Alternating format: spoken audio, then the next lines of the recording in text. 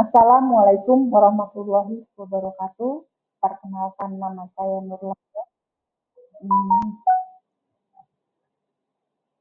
dengan prodi manajemen kelas 503 dengan mata kuliah hukum bisnis dengan dosen Bapak Joko Suharyanto SE MMC POD.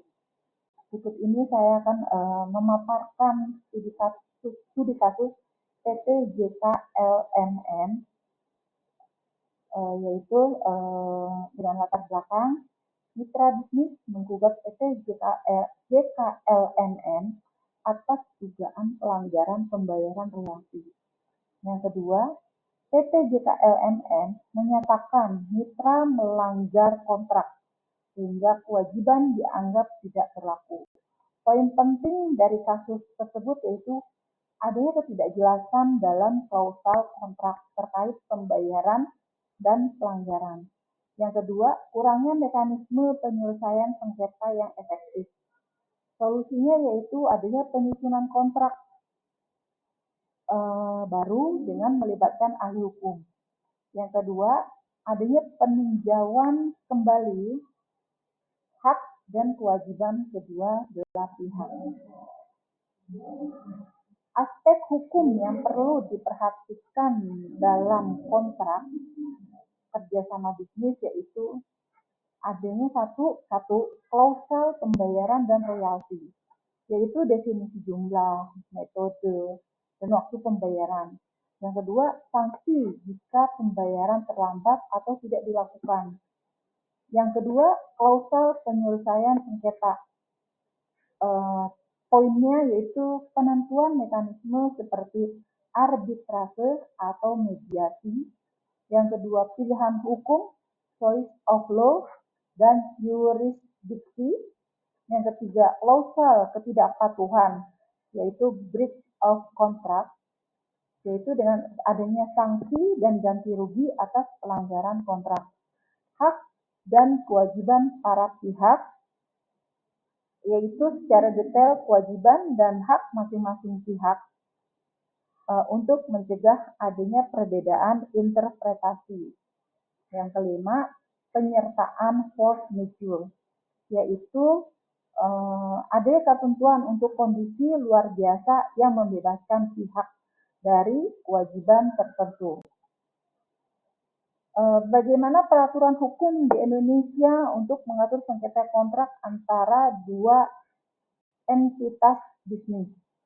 Peraturan hukum di Indonesia yang mengatur sengketa kontrak itu terdapat di Kitab Undang-Undang Hukum Perdata KUH Perdata pasal 1338, yaitu kontrak bersifat mengikat seperti undang-undang bagi para pihak. Yang kedua, pasal 1243 yang mengatur tentang hak untuk menuntut ganti rugi akibat prestasi. Yang kedua, poin yang kedua itu Undang-Undang Nomor 30 Tahun 1999 yang mengatur penyelesaian sengketa melalui arbitrase. Yang poin yang ketiga, Pengadilan Negeri dan Lembaga Arbitrase Nasional Indonesia atau BANI, yaitu forum penyelesaian formal untuk sengketa kontrak. Rekomendasi mengenai penyusunan kontrak kerjasama yang dapat mencegah sengketa hukum di masa depan yaitu ada dalam pengembangan bisnis, yaitu satu, dengan melibatkan ahli hukum, yaitu konsultasi dengan pengacara untuk memastikan kesesuaian hukum. Yang kedua, penggunaan bahasa yang jelas. Hindari bahasa-bahasa yang ambigu, gunakan bahasa yang lugas. Yang ketiga, adanya penyertaan ketentuan penyelesaian sengketa. Prioritaskan mediasi atau arbitrase sebelum ke pengadilan. Audit kontrak secara berkala, yaitu evaluasi kontrak untuk mengikuti perkembangan bisnis. Yang kelima, dokumentasi yang lengkap. Semua komunikasi terkait kontrak bisa dijadikan sebagai bukti. Kesimpulannya, dari kasus tersebut yaitu harus ada kontrak yang jelas, detail, dan melibatkan ahli hukum adalah kunci untuk mencegah sengketa.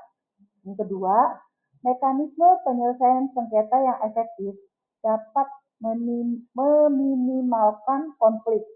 Yang ketiga, studi kasus PT JKLMN menyoroti pentingnya pembaruan kontrak secara berkala untuk mengikuti kondisi bisnis.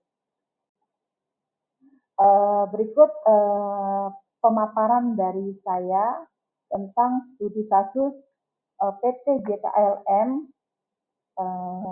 dengan masalah kontrak bisnis. Terima kasih. Wassalamualaikum warahmatullahi wabarakatuh.